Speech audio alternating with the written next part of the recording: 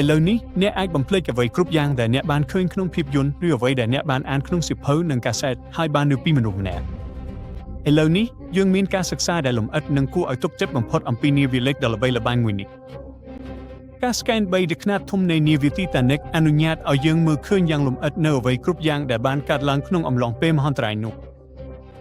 ហើយសូមជឿជាក់ចុះថាមានរឿងរ៉ាវជាច្រើនបានកើតឡើងនៅទីនោះដែលអ្នកមិនធ្លាប់បានឮពីមុនមកអ្នកត្រៀមខ្លួនរួចរាល់ហើយឬនៅសម្រាប់ការរកឃើញថ្មីនៃនាវា Titanic តោះទៅទាំងអស់គ្នាវាអាចទៅរួចឬមិនសូវទៅរួចស្រេចតែអ្នកគិតទេដែលថាគ្មាននរណាម្នាក់នៅទីនេះមិនធ្លាប់ពើពីអ្វីដែលបានកើតឡើងនោះប៉ុន្តែគ្រាន់តែក្រែងលោនេះគឺជាប្រវត្តិសង្ខេបរបស់វានៅថ្ងៃទី10 ខែមេសាឆ្នាំ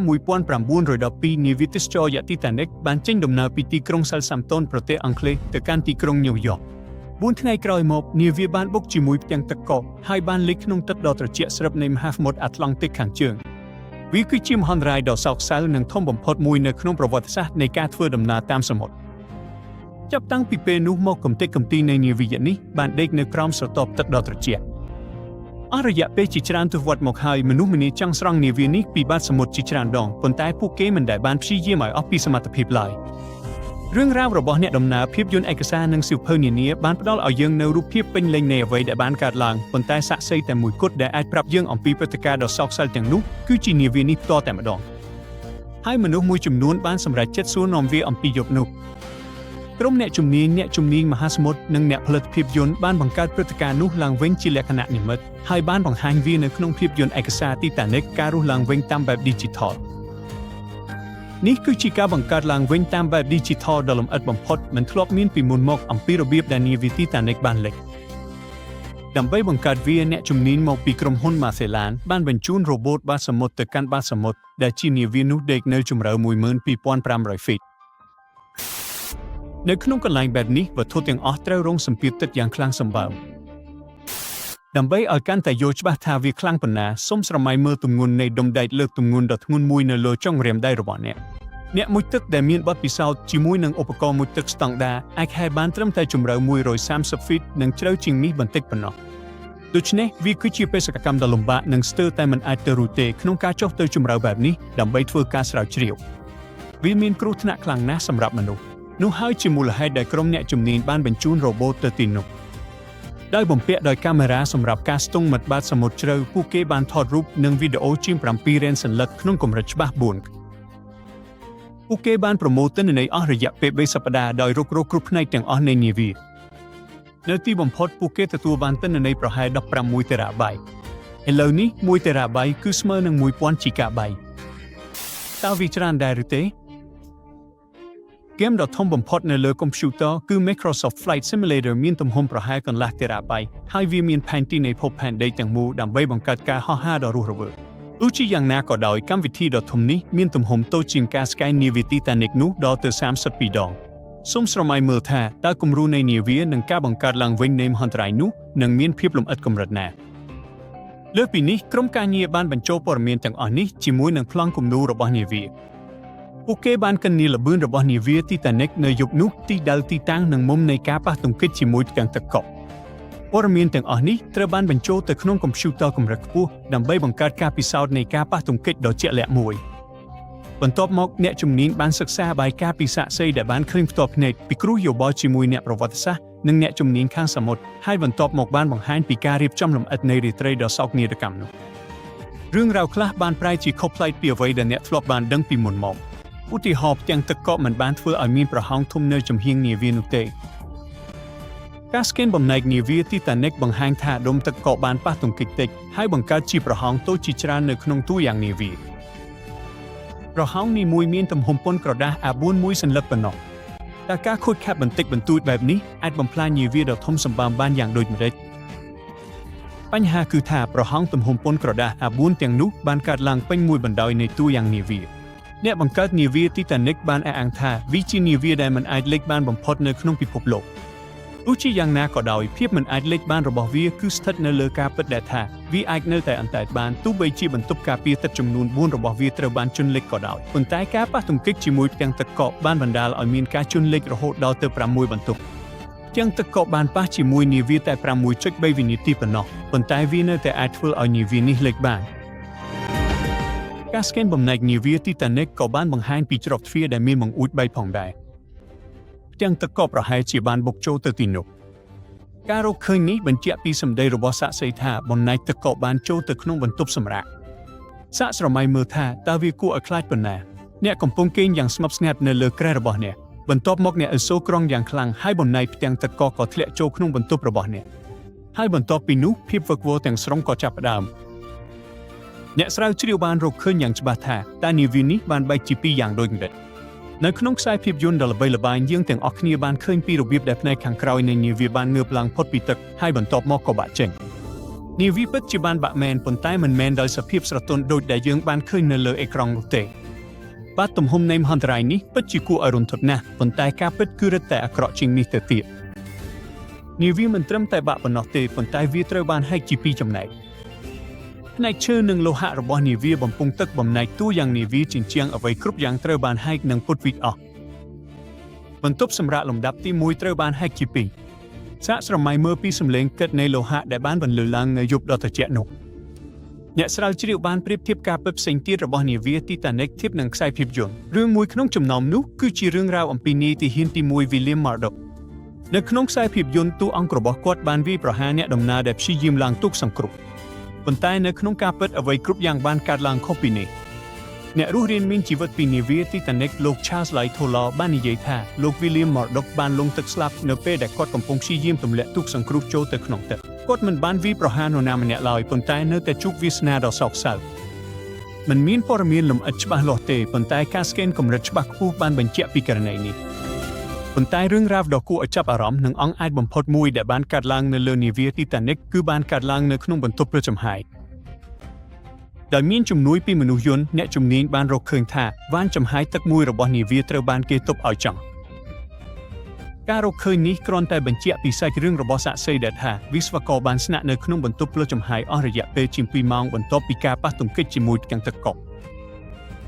ក្រុមមនុស្សដ៏ក្លាហាននេះបានរក្សាការផ្គត់ផ្គង់ថាមពលរហូតដល់ទីបញ្ចប់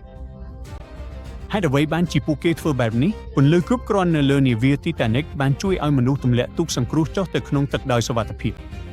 ថាមពលអគ្គិសនីក៏បានធ្វើឲ្យនាវា Titanic អាចមើលឃើញពីនាវាដែលនៅឆ្នេរផងដែរលើសពីនេះទៅទៀតអ្នកដំណើរបានរាយការណ៍ថាភ្លើងរបស់នាវា Titanic នៅតែភ្លឺទោះបីជាវាបានលិចទៅក្រោមទឹកក៏ដោយសកម្មភាពដ៏ក្លាហានរបស់វិស្វករបានជួយសង្គ្រោះជីវិតអ្នកដំណើររាប់រយនាក់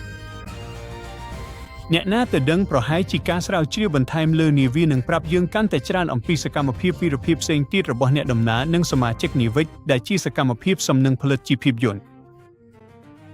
បន្ថែមពីលើការសិក្សាអំពីនាវាអ្នកស្រាវជ្រាវក៏បានស្កេនបាតសមុទ្រជុំវិញកន្លែងលិចនាវាដែលមិនត្រឹមតែមានផ្នែកខ្លះនៃនាវា Titanic ប៉ុណ្ណោះទេប៉ុន្តែក៏មានរបស់របរផ្ទាល់ខ្លួនរបស់អ្នកដំណើររួមមានកាមាសនាឡិកាហោប៉ៅសិតសក់ស្បែកជើងនិងអ្វីផ្សេងទៀតដែលនៅរីប៉ាយ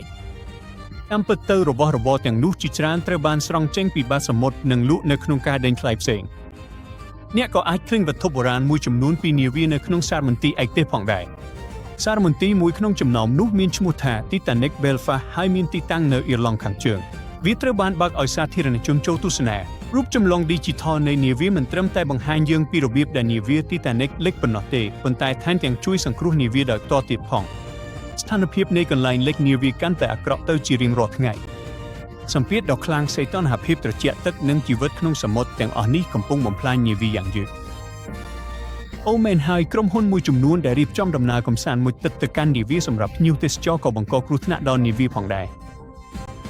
វាបង្ហាញថាមានមនុស្សជាច្រើនដែលចង់ចុះទៅក្នុងនាវាមួយទឹកទៅកាន់កន្លែងលិចនាវាដ៏ល្បីល្បាញនេះជាលទ្ធផលនៃដំណើរកម្សាន្តទាំងនេះផ្នែកខ្លះនៃនាវាត្រូវបានខូចខាតអ្នកជំនាញព្យាករណ៍ថាក្នុងរយៈពេល40ឆ្នាំខាងមុខនាវាដែលមិនមានសំណាងនេះអាចនឹងបាត់បង់ទាំងស្រុងសំណាងល្អការស្កេន 3D នៃនាវា Titanic បានផ្ដល់ព័ត៌មានលម្អិតរហូតដល់អ្នកអាចស្រមៃថាបានដើរនៅក្នុងនោះនេះមានន័យថាសោកនាដកម្មនេះនឹងមិនត្រូវបានគេបំភ្លេចឡើយជាការពិតណាស់វីដេអូ10ដូចវីដេអូនេះនឹងមិនគ្រប់គ្រាន់ដើម្បីគ្របដណ្ដប់លើវិសាលភាពពេញលេញនៃការងារដែលអ្នកផលិតភាពយន្តបានធ្វើនោះទេសំណាងល្អភាពយន្តឯកសារ Titanic ការរស់ឡើងវិញតាម Digital គឺមានសម្រាប់ទស្សនាអ្នកអាចទស្សនាភាពយន្តនិងសិក្សាអំពីគំរូ 3D នៃនាវាផងដែរអ្នកណាទៅដឹងប្រហែលជាអ្នកអាចរកឃើញអ្វីដែលថ្មី រូបថតផ្ដាច់មុខថ្មីដែលល្អបំផុតរហូតមកដល់ពេលនេះគឺបានមកពីនាវា Titanic សម្រាប់ភាគច្រើននៃសតវត្សរ៍នេះដែរនៅពេលដែលរូបភាពដំបូងនៃកន្លែងលិចនាវា Titanic បានបង្ហាញខ្លួននៅក្នុងខែកញ្ញាឆ្នាំ1985ពិភពលោកបានផ្អាកដំណើរការមនុស្សម្នាក់បានផ្ដោតអារម្មណ៍លើទូរទស្សន៍របស់ពួកគេដោយមើលនាវាដ៏ល្បីល្បាញនេះបង្ហាញខ្លួនឡើងវិញបន្ទាប់ពីជាង70ឆ្នាំនាវា Titanic លិចនៅណាអ្នកសួរមែនទេវាស្ថិតនៅចម្ងាយប្រហែល400ម៉ាយពីឆ្នេរសមុទ្រ Newfoundland ប្រទេសកាណាដានាវាដែលគេហៅថាមិនអាចលិចបាននេះសម្រាប់ក្នុងភាពងឹតសូន្យអសង្ខប្រហែល 12,500 ហ្វីតក្រោមផ្ទៃទឹកបាត់នឹងហើយគឺជាជម្រៅដែលកប៉ាល់ Titanic ស្ថិតនៅប៉ុន្តែសូម្បីតែបន្ទាប់ពីការធ្លាក់ចុះយ៉ាងយូរទៅបាតមហាសមុទ្រក៏ដោយក៏ផ្នែកខាងមុខដែលគេស្គាល់ថាជាក្បាលកប៉ាល់នៅតែមើលទៅមានសភាពល្អគួរឲ្យភ្ញាក់ផ្អើលខ្ញុំចង់និយាយថាបង្កាន់ដែកប៉ាល់នៅតែមាននៅទីនោះ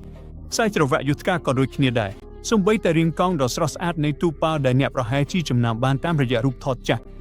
ប៉ុន្តែព័ត៌មានកាលពីពេលនោះស្ទើរតែមិនបានរៀបរាប់ពីផ្នែកកន្ទុយយកប៉ាល់ឡើយហើយវាមានហេតុផលដែលយើងនៅតែមិនសូវនិយាយពីវាអ្នកឃើញទេរូបភាពទាំងនេះគឺលើសពីការថតបាននៅទិដ្ឋភាពដែលគួរឲ្យជក់ចិត្តនិងគួរឲ្យខ្លាចទៅទៀតពួកវាគឺជាភស្តុតាងនៃអ្វីដែលបានកើតឡើងពិតប្រាកដនៅពេលដែល Titanic លិចទីបំផុតយើងទទួលបានចម្លើយខ្លះអំពីមហន្តរាយឆ្នាំ1912នេះដែលមនុស្សជាង 1,600 នាក់បានបាត់បង់ជីវិតហើយមុនពេលអ្នកស្វែងរកក្នុង Google ថាមានមនុស្សប៉ុន្មានអ្នកបានរស់រានមានជីវិតពី Titanic ខ្ញុំនឹងប្រាប់អ្នកថា706នាក់ក្នុងចំណោមអ្នករស់រានមានជីវិតទាំងនោះមនុស្សមួយចំនួនបានអះអាងថាពួកគេបានឃើញកប៉ាល់បាក់ជាពីរនៅពេលវាលិចចុះអ្នកផ្សេងទៀតបានទូចថាវាបានលិចទាំងមូលតែម្ដងហើយនៅទីបំផុតក្រុមអ្នកស៊ើបអង្កេតបានយល់ស្របជាមួយពួកគេកាលពីពេលនោះរបាយការណ៍ផ្លូវការបានសន្និដ្ឋានថា Titanic បានលិចចុះទាំងមូលដូច្នេះអស់រយៈពេល73ឆ្នាំមកហើយនោះគឺជាសាច់រឿងផ្លូវការរហូតដល់ទីបំផុតយើងបានឃើញ Titanic នៅបាតមហាសមុទ្រនៅពេលដែលរូបថតក្រោមទឹករបស់ Titanic ត្រូវបានបញ្ចេញពួកវាបានបញ្ជាក់យ៉ាងច្បាស់បាតកប៉ាល់ពិតជាបានបាក់ជាពីរមែននៅពេលវាលិចហើយប្រសិនបើយើងទើបតែបានឃើញរូបភាពនៃក្បាលកប៉ាល់ទាំងនោះមានន័យថាកន្ទុយយកប៉ាល់ក៏ត្រូវតែនៅក្បែរនោះដែរមែនទេប្រហែលជាអញ្ចឹងខ្ញុំចង់និយាយថាយើងពិតជាបានរកឃើញវាស្ថិតនៅចម្ងាយប្រហែល 2,000 ហ្វីតពីក្បាលកប៉ាល់ដោយដេកនៅលើបាតមហាសមុទ្រដូច្នេះបាតវាពិតជាមានមែនប៉ុន្តែហេតុអ្វីបានជាគ្មាននរណាម្នាក់និយាយអំពីអ្វីដែលបានកើតឡើងចំពោះកន្ទុយយកប៉ាល់ Titanic វាមានហេតុផលធំមួយសម្រាប់រឿងនោះឃើញទេក្បាលកប៉ាល់សំបីតែបន្ទាប់ពីការខូចខាតទាំងអស់ពីការបុកបាតសមុទ្រក៏នៅតែមើលទៅចំណាំបានផ្នែកខាងក្នុងជាច្រើនរបស់វាត្រូវបានរក្សាទុកយ៉ាងល្អគួរឲ្យភ្ញាក់ផ្អើលហើយវាដេកនៅទីនោះហាក់ដូចជាកប៉ាល់កំពុងបន្តដំណើររបស់វាអញ្ចឹងប៉ុន្តែកន្ទុយយកប៉ាល់ត្រូវបានបំផ្លាញខ្ទេចខ្ទី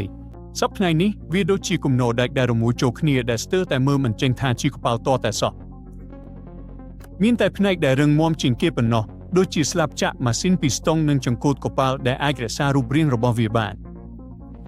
ប៉ុន្តែផ្នែកដែលនៅសល់នៃកន្ទុយយកប៉ាល់កំពុងរលាយចូលទៅក្នុងបាតសមុទ្រដើម្បីយល់ពីមូលហេតុដែលវាស្ថិតក្នុងស្ថានភាពដ៏អាក្រក់បែបនេះយើងត្រូវត្រឡប់ទៅយប់ដ៏ត្រជាក់នៃថ្ងៃទី15ខែមេសាឆ្នាំ1912ដែលជាយប់នៃសោកនាដកម្ម Titanic ត្រឹមតែប៉ុន្មានម៉ោងមុនពេលមានសោកនាដកម្ម Titanic នៅតែធ្វើដំណើរយ៉ាងរលូនកាត់តាមមហាសមុទ្រអាត្លង់តិកខាងជើងដ៏ត្រជាក់ផ្នែកកន្ទុយយកប៉ាល់ពោពេញដោយមនុស្សក្រុមគ្រួសារជិះគ្នាមានតន្ត្រីលេងហើយជីវិតប្រព្រឹត្តទៅជាធម្មតានេះគឺជាកន្លែងដែលបន្ទប់សម្រាប់អ្នកដំណើរដែលមានសម្បត្តិថោកបំផុតស្ថិតនៅ